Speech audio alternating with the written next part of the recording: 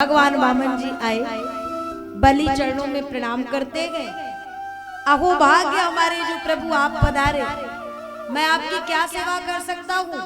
लेकिन जजमान जी तो बोल रहे, परंतु पंडित जी हैं जो कुछ बोलते ही नहीं। और सरकार वामन जी, शुक्राचार्य जी ने देखा, बोले प्रभु लगता है इनकी माला चल रही होगी। माला चल रही है शायद इसलिए प्रभु ना बोले। अच्छा, और सच में प्रभु की माला चल रही थी। माला पूरी हुई, गौमुखी में रख के ध्यान से सुनिएगा। और फिर कहते हैं तो आप ही हैं दैत्यराज बलि। हाँ हाँ सरकार, आप संतों ब्राह्मणों की कृपा से मुझे ही बलि के नाम से जाना जाता है।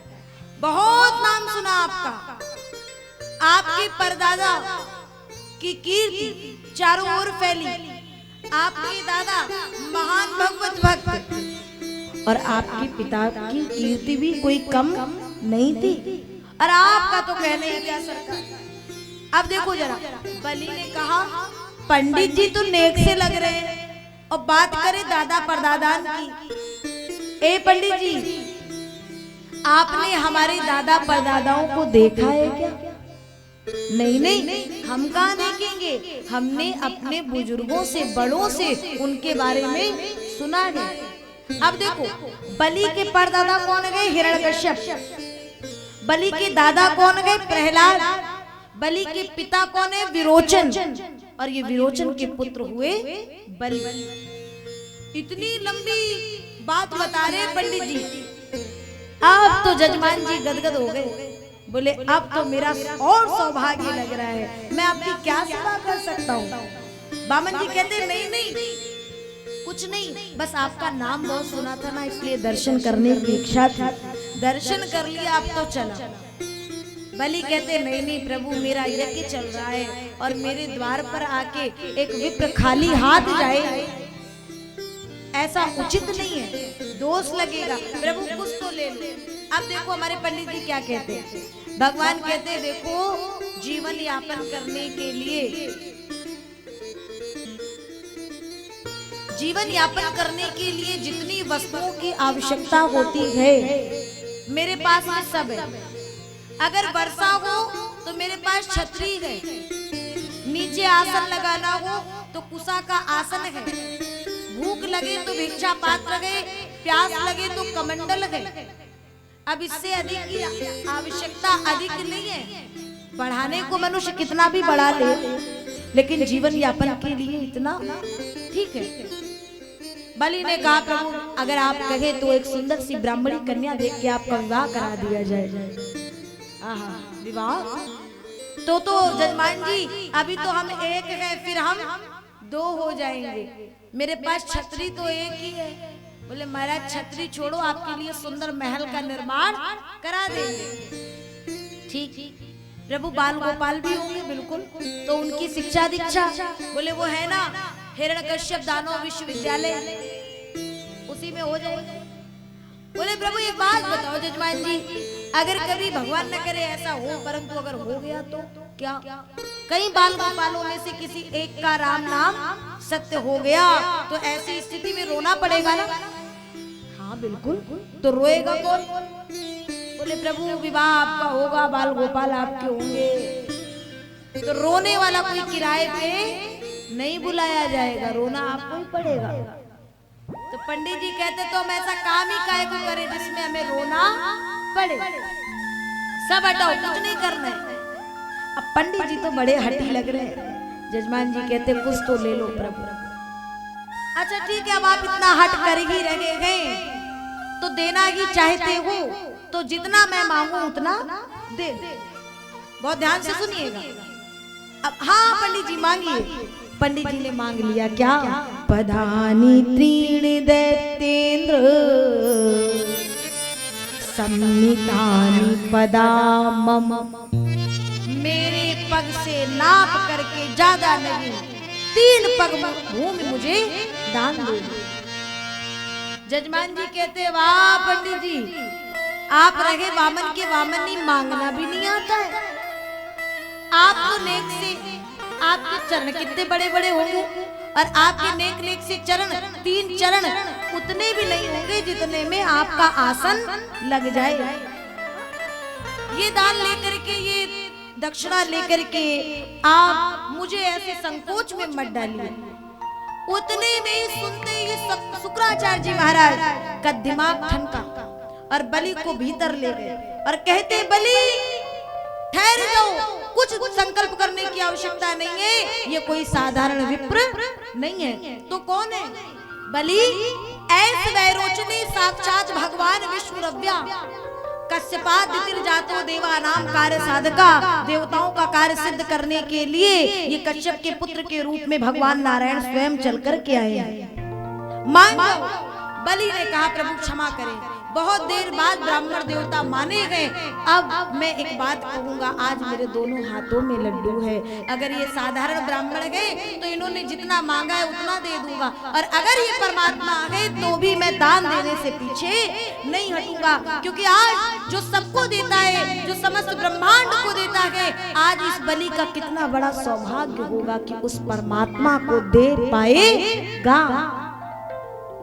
शुक्राचार्य जी कहते तो जाओ, कोई भी दान कोई संकल्प के बिना संकल्प के पूर्ण होने वाला नहीं है।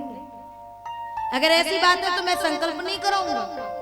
बलि बाहर आए, वामन जी को बताए ऐसी ऐसी बात है। वामन जी ने कहा, कोई बात नहीं, संकल्प गुरु कराता है या ब्राह्मण वाला, तो मैं भी ब्राह्मण हूँ, संकल्प कराता हूँ। कमंडल लिए और जैसे ही जल निकालने को उद्यत हुए तो शुक्राचार्य जी का दिमाग बहुत चल रहा था। जाके कमंडल की जो नली होती है उसके द्वार पर बैठ गए। अब जल बाहर ही ना आए, बाहर ही ना आए, तो वामन जी ने अपने कुसा के आसन से एक कुसा निकाली और हाँ नली में जैसे ही डाली तो क्या हुआ, एक जैसी आराम हो गई। अब शुक्राचार्य जी को लगा ज्यादा देर टिकूंगा तो दोनों राम नाम, हाँ इसलिए अभी चलो सरकार। और जल लिया, संकल्प हुआ, और जैसे ही संकल्प हुआ, प्रभु नापू नापू सरकार, हाँ तो संकल्प हो गया। और तब परमात्मा ने विराट स्वरूप धारण करते हुए पृथ्वी नापी एक में, दूजे में आकाश, पृथ्वी नापी एक में, दूजे में आकाश। और उधर चरण गया तो ब्रह्मा जी ने चरणामृत, चरण पखार लिए, चरणामृत कमंडल में रखा। अब पृथ्वी नापी एक में, दूजे में आकाश, तीजा पग अब कहाँ रखे, सारे असुर निराश। त्रिलोकी का जितना साम्राज्य था वो तो 2 पग में नाप लिए, तीजा पग कहाँ रखे। तब बलि चरणों में गिर गए। सरकार एक बात बताओ, दान बड़ा होता है कि दान देने वाला बड़ा होता है? अरे बलि जब देने वाला नहीं होगा तो दान कहाँ से होगा? तो अगर देने वाला बड़ा होता है तो आज ये देने वाला बलि अपनी पत्नी बच्चों समेत आपके श्री चरणों में समर्पित है। अपना तीजा पग मेरे शीश पे रख लो। भगवान ने जैसे ही वो तीजा पग रखा, शांति रख तो लिए सरकार, लेकिन आज भगवान ऋणी हुए, क्योंकि दानी तो बहुत हुए, परंतु जो स्वयं का दान कर दे ऐसे दानी बहुत कम होते हैं। भगवान ने चरण रखा, उस संकल्प को पूर्ण किए और फिर कहते, बलि आज मैं तुझ पर बहुत प्रसन्न हूँ, तो तेरी जो इच्छा हो ना वो वर मांग ले।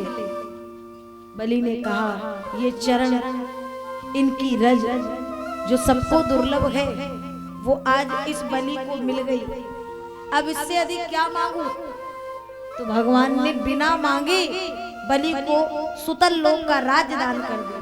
और फिर बलि ने कहा, प्रभु आप कह रहे थे ना मांगने में, अब ये दास कहना चाहता है अगर देना चाहते हैं तो आपने मुझे जो सुतल लोक का राज्य दिया है ना, मैं अपने उस राज्य के जिस द्वार द्वार से निकलूं ना, उस द्वार द्वार पे इसी रूप में आपका दर्शन करूं।